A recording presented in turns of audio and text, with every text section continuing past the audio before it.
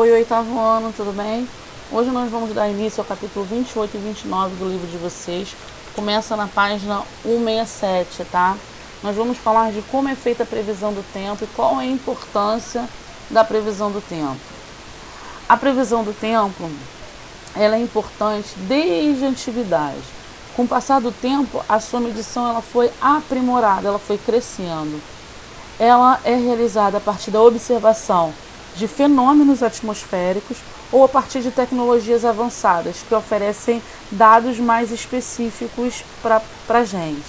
Existem diversos tipos de clima no mundo, fato que pode ser explicado pela ampla gama que a gente tem dos fatores climáticos que atuam na superfície terrestre, como a temperatura, a pressão atmosférica e a umidade. A importância da previsão do tempo envolve questões econômicas, pois auxiliam a agricultura na decisão de escolha do plantio, da colheita e na prevenção de secas, por exemplo. Então a gente tem aí a previsão do tempo como uma coisa bem importante para nós da sociedade.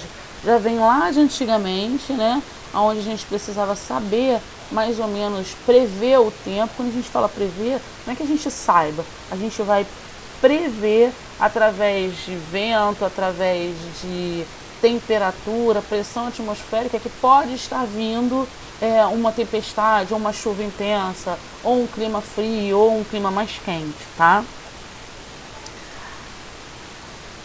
Qual é a diferença entre meteorologia e climatologia, tá?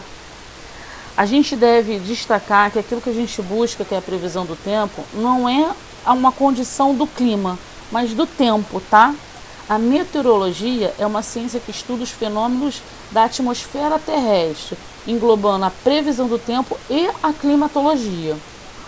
A climatologia ela estuda os fenômenos atmosféricos com o intuito de caracterizar o clima de uma localização geográfica.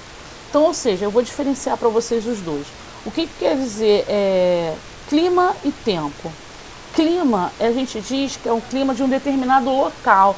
Por exemplo, o clima do Rio de Janeiro, do Rio de Janeiro capital, é totalmente diferente do clima de vocês aí de Araruama. Por quê? Porque o clima do Rio de Janeiro, a gente não tem um mar tão próximo, a gente não tem várias matas, dependendo da localidade onde a gente está. Vou falar do centro do Rio de Janeiro, da capital do Rio de Janeiro. E aí em Araruama a gente tem a lagoa com os ventos, a gente tem uma floresta e o clima acaba sendo mais fresco, a umidade acontece maior.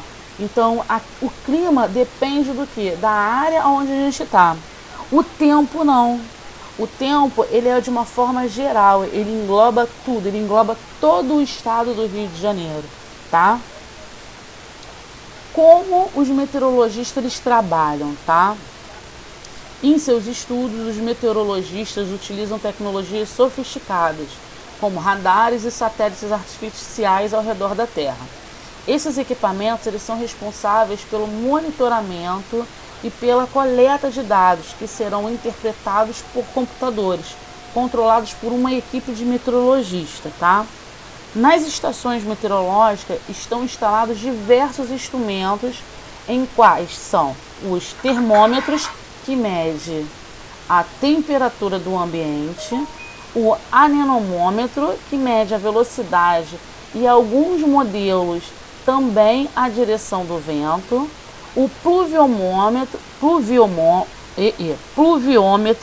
que mede a quantidade da chuva, granizo ou neve, o higrômetro, que mede a variação da umidade relativa do ar, e o barômetro, que mede a pressão atmosférica. Esses instrumentos eles também podem estar presentes em aeronaves e embarcações. A biruta é um outro importante equipamento que detecta a direção dos ventos. Então a gente tem aí o termômetro, o anemômetro, o pluviômetro, o higrômetro e o barômetro, tá? A biruta é uma forma mais casual, é menos complicada. Os outros são um pouquinho mais complicados, que precisam de técnicas e instrumento para quem sabe utilizá-los, tá? Agora eu vou falar para vocês o que são frentes. A gente escuta muito falar, frente fria, frente quente, está vendo frente quente, está vendo frente fria. Quando uma massa de ar que se desloca e vai de encontro com outra massa de ar, formam-se as frentes. que pode ser duas, frente fria ou a frente quente, tá? A frente fria, ela forma-se quando uma massa de ar frio é carregada pelo vento e avançada sobre uma massa de ar quente, estacionada em uma região, deslocando para cima. No livro de vocês tem até uma imagem na página 171, onde a gente vê o ar quente, o ar frio se direcionando, né, à frente, e o ar quente ele subindo, ele sobrepondo sobre o ar frio, tá? Aí é o que a gente chama de frente fria, a frente fria vindo. Quando a gente chama de ar frente quente, ocorre quando a massa de ar quente ela avança sobre uma massa de ar fria. É ao contrário, tá? Provocando um aumento da temperatura e podendo resultar ventos de baixa intensidade. Então a frente fria, a massa de ar fria é carregada pelo vento e avança sobre a região onde está mais quente. Então a gente chama de frente fria. A frente quente é um ar quente que desloca o ar frio, tá? Os ventos, eles são responsáveis pela formação das frentes, fenômenos que geralmente não trazem problemas para as pessoas. Os ciclones, eles são tempestades tropicais que recebem nomes distintos em diferentes locais. Por isso também podem ser chamados de tufões ou furacões, tá? Agora eu vou falar um pouquinho para vocês, que é o capítulo 29, e é mais ou menos a continuação do que a gente estava falando. Como a ação humana afeta o clima do nosso planeta Terra, tá? É a página 175 do livro de vocês, eu só estou dando continuidade, tá? A mudança no clima da Terra. O desenvolvimento de novas tecnologias, ela está alterando a nossa maneira de viver. Desde a antiguidade, a gente vem utilizando produtos, combustíveis, com a queima dele, esse combustível, ele acaba gerando uma mudança de clima, né? Porque é uma liberação de gás poluente na nossa atmosfera. Muitas das tecnologias elas são produzidas por meio da queima de combustíveis fósseis, como petróleo, gás natural e o carvão mineral. Diversos estudos científicos comprovam que o clima do planeta está mudando devido ao aquecimento global. A poluição do ar. A poluição do ar ela se caracteriza pelo quê? Pelo aumento da concentração atmosférica de qualquer substância que possa se tornar nociva à saúde e ao meio ambiente. Os poluentes atmosféricos podem ser provenientes de fontes naturais, como vulcões, ou fontes artificiais humanas, como veículos e fábricas, tá? Chuva ácida, que é um outro componente bem importante do que a gente está falando, dessas mudanças climáticas, que a gente vem desde lá da primeira revolução industrial, com os maquinários que a gente usava com a queima do carvão, que gera o que? A nossa poluição de ar, e a chuva ácida é um outro problema que a gente tem. Por quê?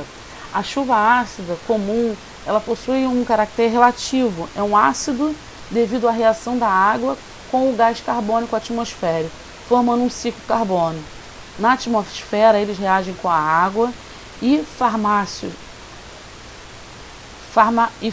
ácidos, como os nitríceos e sulfídicos, característicos da chuva ácida. Esse fenômeno é responsável por destruir vegetações, estruturas urbanas e esculturas.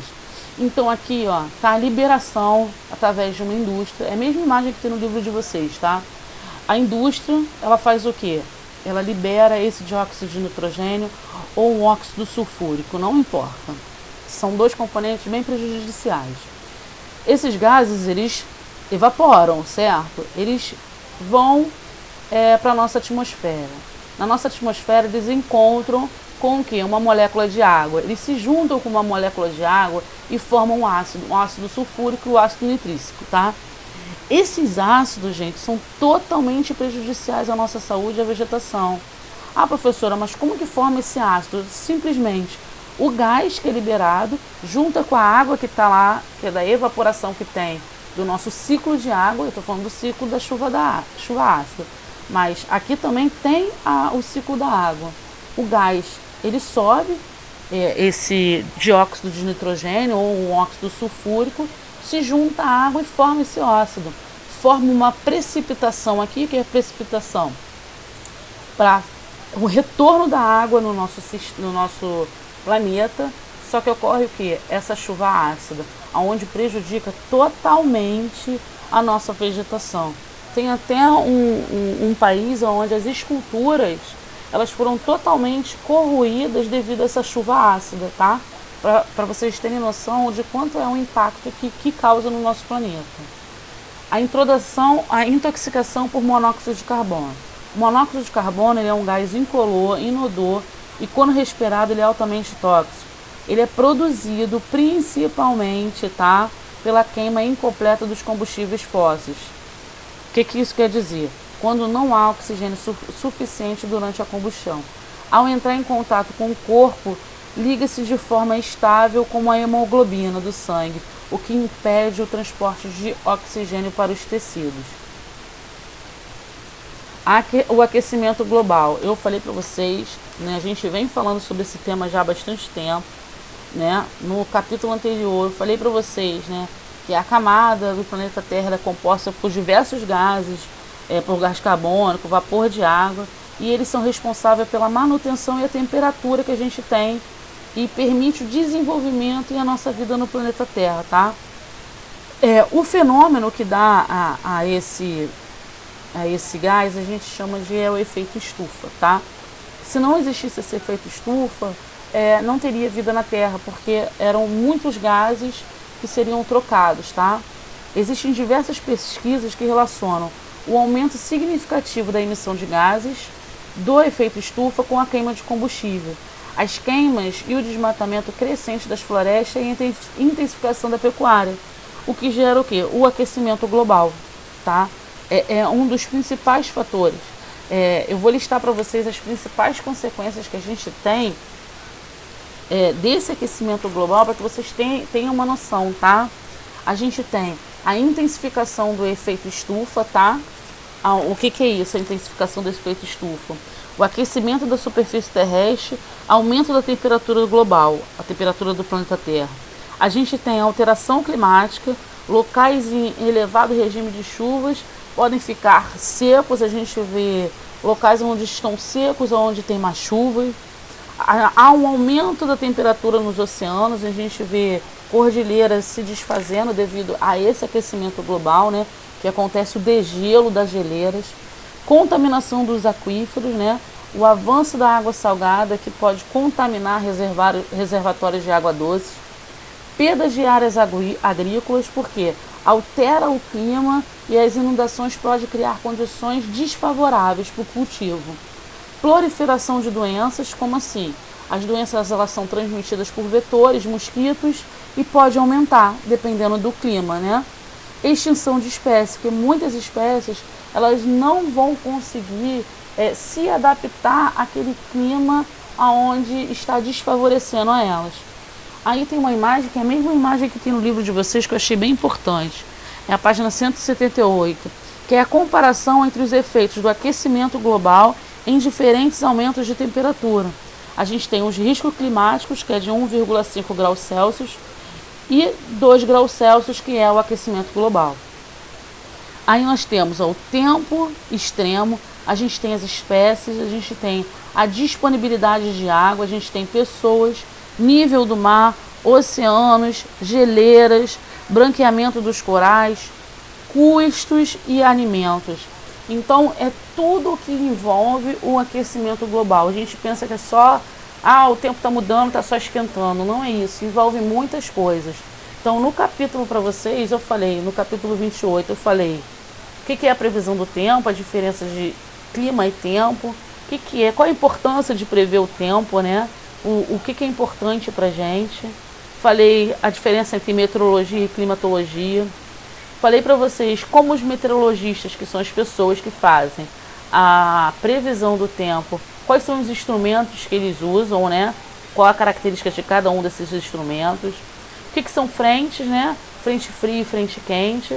Falei para vocês também que os ventos são responsáveis pelas frentes frias. Eu disse para vocês também, no capítulo 29, né? A mudança no clima, o que pode alterar o nosso planeta Terra, né? Falei para vocês a poluição de ar, a mudança do clima, o que pode gerar a poluição de ar. Falei da chuva ácida que pode gerar, intoxicação por monóxido. falei do aquecimento global, principais consequências que tem nesse aquecimento global. Isso tudo dependendo do que? Do nosso clima. Então que vocês tenham entendido, tá? Não deixem de fazer os exercícios. Não deixem de fazer os exercícios. Tenham uma ótima semana.